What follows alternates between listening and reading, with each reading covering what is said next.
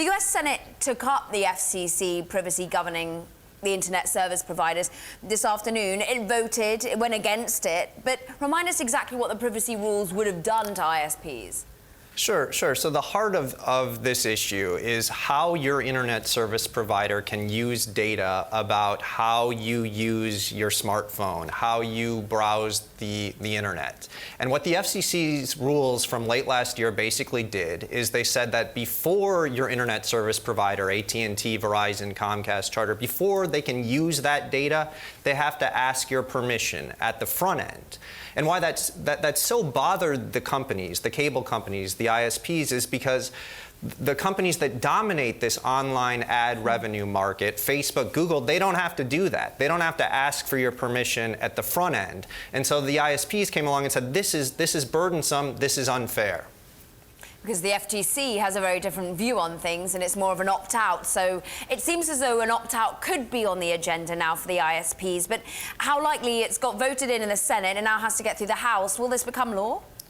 I think it's a very good bet to become law. Most legislation is harder to pass through the U.S. Senate. The Republicans have an even larger edge in the U.S. House of Representatives. They passed this today strictly on a party line basis, with 50 Republicans voting for, 48 Democrats voting against. I think they'll have an easier time in the House, and I don't think there's any doubt that Donald Trump will sign it.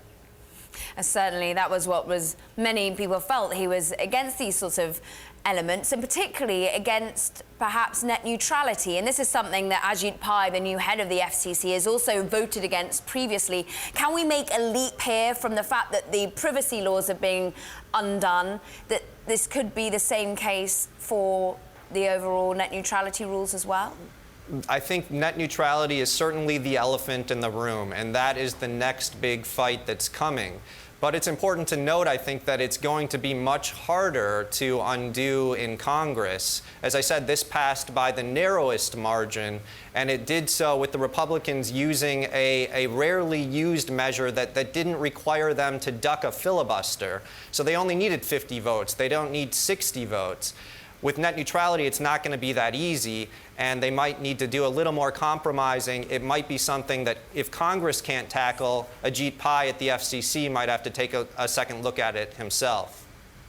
I mean, actually, interestingly, this law also sort of reins in the FCC going forward as well, what the Senate passed through today. Yeah, arguably, one of the aspects of using this filibuster skipping law is that it prevents the FCC from adopting substantially similar rules in the future. It's not clear what that means because this provision's never been used before. But I think what is likely is the FCC is likely to step back, and it's likely to look to the FTC and to states to step into the gap on filling in the privacy regulation.